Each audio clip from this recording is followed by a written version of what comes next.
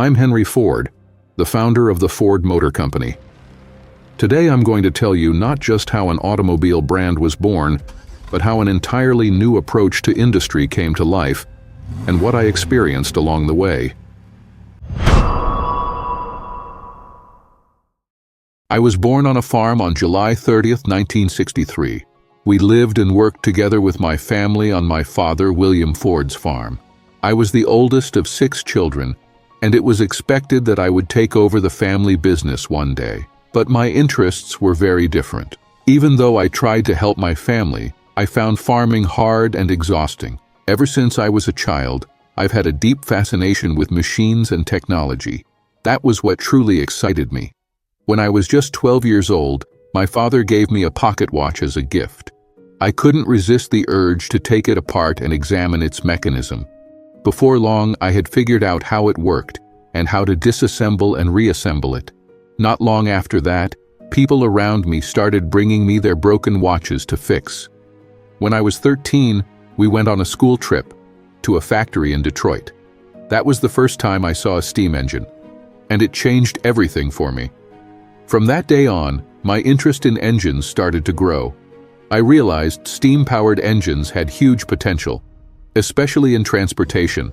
I truly believed they could one day replace horses.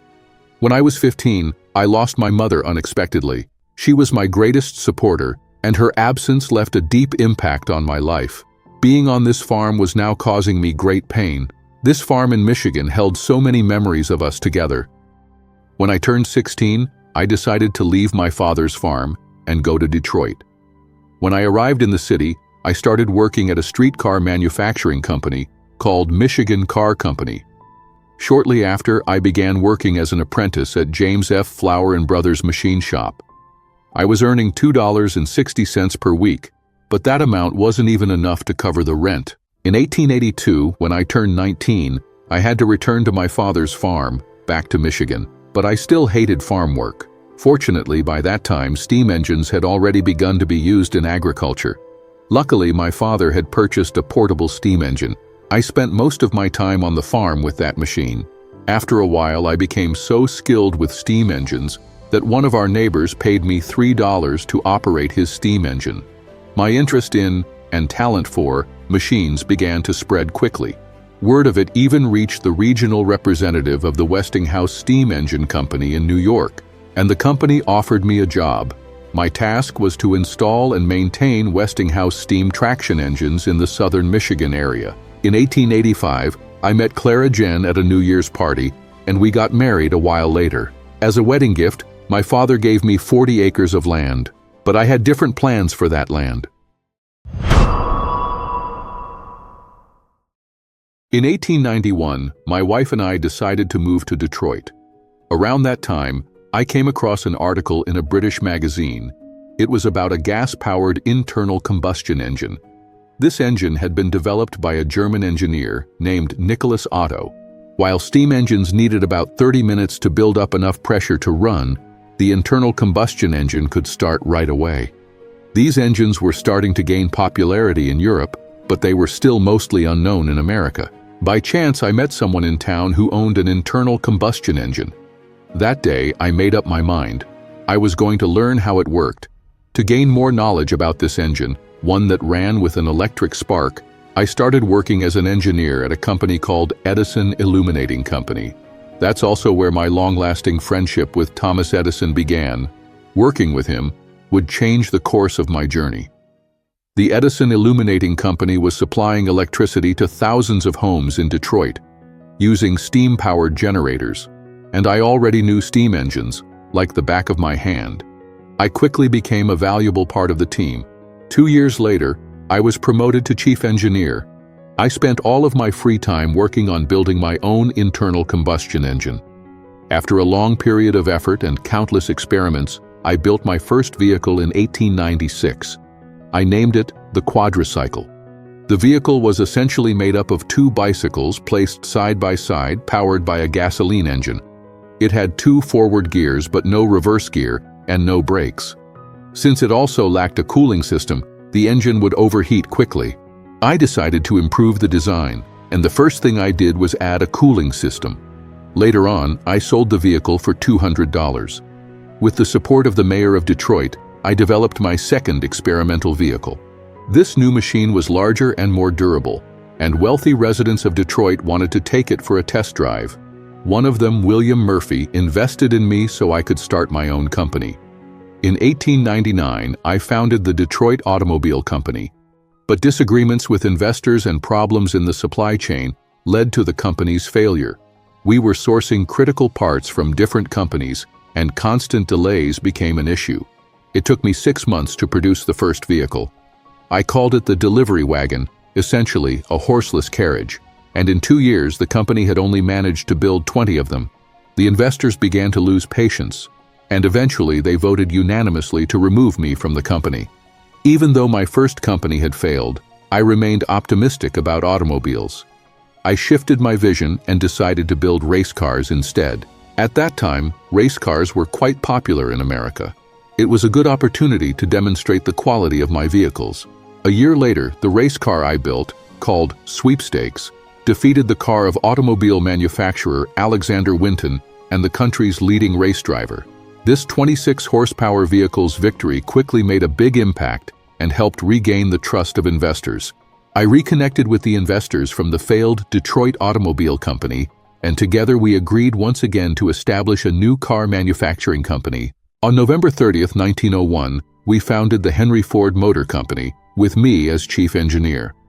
My goal was to build faster race cars and find faster drivers to race them, but the investors wanted me to produce passenger cars that could be sold to the public instead.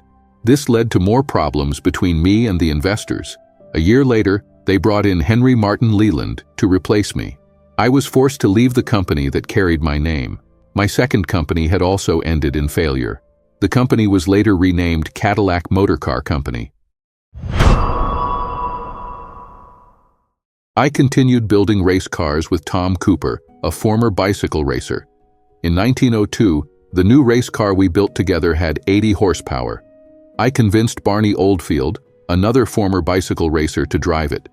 We named the car Ford 9999, and once again, we outran Alexander Winton's vehicle. This race car shattered all American records by reaching a speed of 91 miles per hour. This success made me one of the best in race car manufacturing. When I decided to start my third company, many investors were ready to support me. My first 2 ventures had failed, but I had learned from the mistakes I made in the past. In 1902, I founded my third company, the Ford Motor Company, together with Detroit coal dealer Alexander Malcolmson and a group of investors. I decided to change my vision.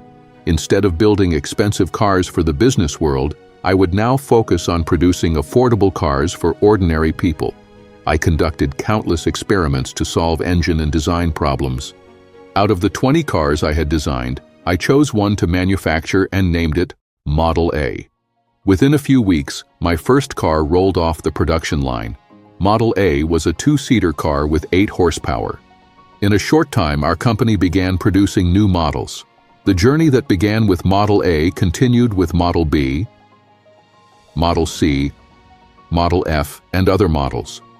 Model K was heavy and expensive, whereas Model N was light and affordable. In my first failed company, I had realized how important the supply process was. To secure the parts needed to build the cars, I made a deal with Dodge Brothers Company. I also established the Ford Manufacturing Company in 1905 to produce engines and transmissions. In less than 2 years, our company reached a production rate of 25 vehicles per day. During that time, we had produced and delivered a total of 1,000 cars. However, car prices were still high, but my goal was to produce affordable vehicles for ordinary people. If I could produce cars faster, I could reduce costs and offer cheaper vehicles to the market.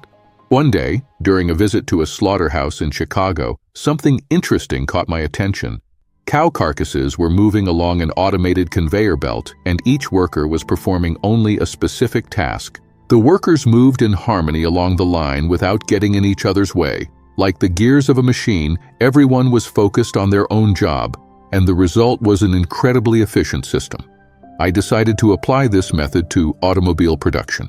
As a first step, I broke the production process down into parts and completely redesigned the assembly line in our factory. Before launching the Model T after a long period of work, I built the first moving assembly line in automotive history, a system that would revolutionize the entire industry. From that point on, cars moved continuously from one station to another during production, and each worker focused not on the entire vehicle, but only on one specific task. Thanks to this major innovation, the production time for a single car dropped from 12 hours to just 1 hour and 33 minutes. As production sped up, our costs went down. At that time, the average price of an American car was around $2,000, but we offered the Model T for $850. As a result, hundreds of thousands of people who had never owned a car before were now getting behind the wheel for the first time. Within 8 years, I managed to bring the price of the Model T down to $290. But it wasn't easy for the workers to adapt to this new system. On the assembly line, the difference between a skilled craftsman and an unskilled laborer had almost disappeared. Skilled workers felt devalued because they couldn't showcase their talents, and many of them grew tired of doing the same task over and over again. Focusing on just one part instead of building a whole car didn't bring them any satisfaction. Over time, many workers quit and joined rival companies. This situation was a serious threat to the company. Ford Motor Company's revenue had started to decline. I couldn't let the system I had built with so much effort fall apart. I had to do something. I made a radical decision to boost worker motivation. From now on, workers would earn $5 a day instead of $2, work 8 hours instead of 9, and work only 5 days a week instead of 6. Thanks to this system, our factory would be able to operate 24 hours a day in 3 8-hour shifts. That way, the workers would work less and earn more than twice as much. At that time, earning $5 a day was considered a very high wage in America. When we announced the new working conditions, thousands of people from all over the country rushed to work at Ford Motor Company. This stunned our competitors. But when their own workers began to leave, they had no choice but to implement similar changes. The work model I introduced back then is still used all around the world today. By 1914, Ford Motor Company had become the market leader. 1 out of every 2 cars in America was now a Model T. By 1920, we had grown into a massive automobile brand exporting to 6 continents. And by 1932, 1 out of every 3 cars in the world was a Model T. In 1919, I bought out the other investors in the company and became the majority owner of Ford Motor Company. After some time, I retired and handed over the leadership to my son, Edsel Ford. But after Edsel passed away in 1943, my grandson, Henry Ford II, took over the company. In this journey that I began in 1896 with my first experimental vehicle, the quadricycle Ford Motor Company, which I laid the foundations for, has grown into one of the largest in the automotive industry today, with a market value approaching $50 billion. But remember this, I reached this success by facing countless mistakes and challenges. Every great achievement is often the result of struggles that no one sees. If I had given up after my first attempt, I wouldn't have a story to tell today, and the automotive industry might have taken an entirely different path. If you have an idea that could change the world, never stop trying. Because remember, if I had asked people what they wanted, they would have said faster horses. I'm Henry Ford, and this was my journey.